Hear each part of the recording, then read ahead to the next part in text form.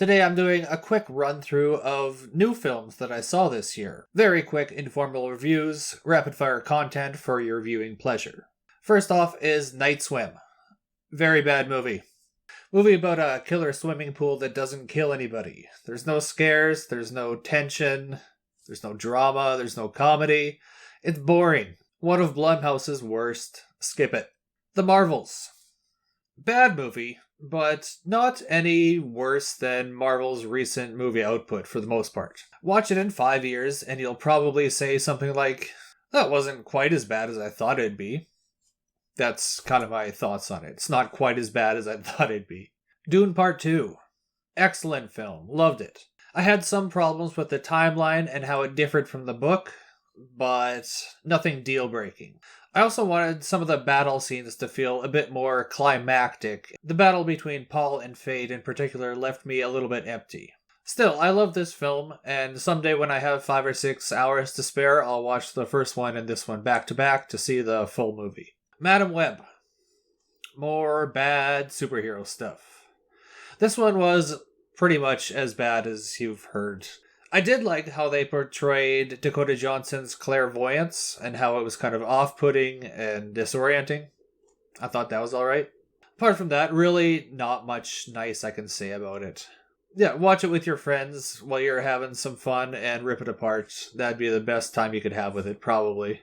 Poor Things. Very interesting film that I quite liked.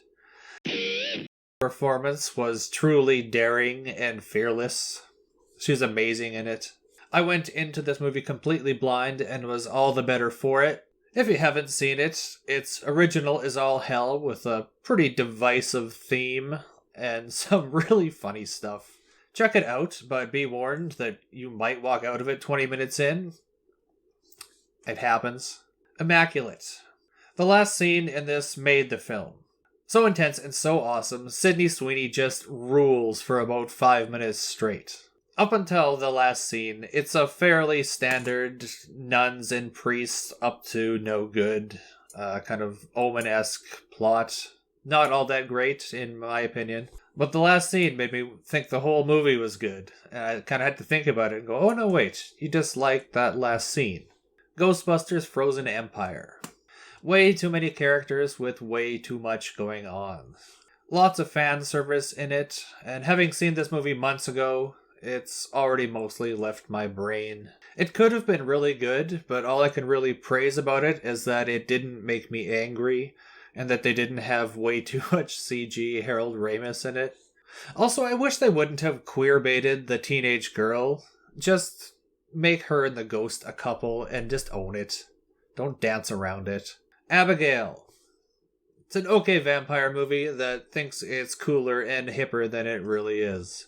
Weirdest thing about the film that I actually remember is the last half hour or so, they start saying like literally every line. Maybe not literally, but it's ridiculously close. And I'm not anti-profanity, but this just stood out to me as being ridiculous, and I was wondering what they were doing. Overall, worth a watch. It's nothing special, but I had kind of fun. The Fall Guy. I love this one. I thought it was terrific. Ryan Gosling and Emily Blunt were great. They had actual chemistry together. It was a very funny, action-filled rom-com that had some great stunts. The First Omen. It's an unexpectedly good prequel to that no one asked for or wanted. There's a great section of performance from Nell Tiger-Free, who plays the lead, and she's definitely channeling the woman from Possession, who I can't remember her name is, but yeah, that one scene in Possession. There's kind of a similar one in The First Omen that stood out. And much like Immaculate, this one scene made me think the movie was better than it is, but overall it was just a fine, better than you might think prequel. Boy Kills World. It's gimmicky, but fun. I never really did buy H. John Benjamin's voice. It just never fit in this one for me.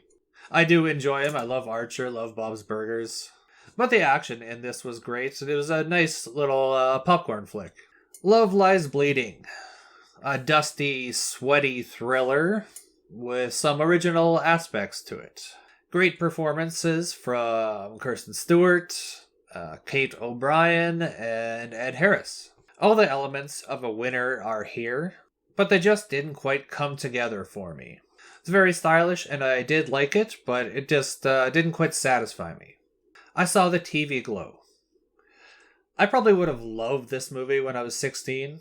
Cool soundtrack, accurately retro feel when it comes to their portrayal of early 2000s media. Very cool aesthetic. The acting felt a little bit jilted and cold to me, and I didn't relate to the characters all that much, so there was that. Still an interesting film that felt a little bit off the beaten path. Kind of gave me a little bit of Donnie Darko vibes, just nowhere near the same league. Furiosa. Actually, it's Furiosa. Yeah, that's my Harry Potter joke of the day. This was awesome. I love this movie. I thought it was better than Fury Road. Taylor-Joy and Hemsworth, killing it. Great expansion of the Maxiverse. Sadly, probably the last we'll ever see of it until George Miller dies and the rights go to someone else eventually. Maybe 20 years we'll see a crappy reboot. I wish I would have seen it in the theater. Yeah, I made a whole video about it, but I also was guilty of it. My plans just fell through. Still, held up on the old home cinema, so it's got that going for it. Kingdom of the Planet of the Apes. Now, I love the Ape series. I love the original series. I never watched the TV show, but I also love the reboot series. Tim Burton's movie, but we don't talk about that. I love this one as well. It's not quite as good as Dawn or War. It's at least as good as Rise, if not more enjoyable, because there's no awful zoo scene. There's no awful monkey getting kidnapped from the wild scene. That's really the only thing I have with the first one, is just the mistreatment of the apes. It makes me feel sad and angry. But I digress. Kingdom of the Apes, very strong entry into the series. If you like any of the others, you'll like this one. You probably should have seen the others, though, because they do kind of mention Caesar, who was the protagonist of the previous three. So you might be a little lost if you just jump in here. So last but not least, we got Viking Wolf. This one was a Netflix film. I believe it's out of Norway. It's at least set in Norway. There's nothing especially original in the film, but it's a solid werewolf movie.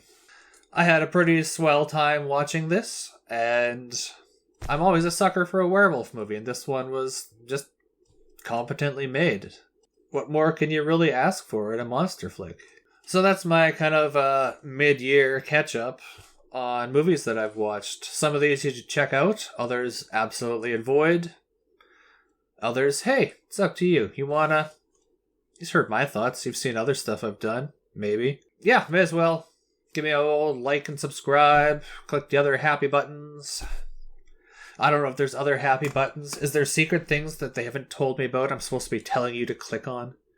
If you know about those, click those. Thanks for watching me talk about movies for a little bit. And you can tune in next time, and you can probably see something else that Johnny likes.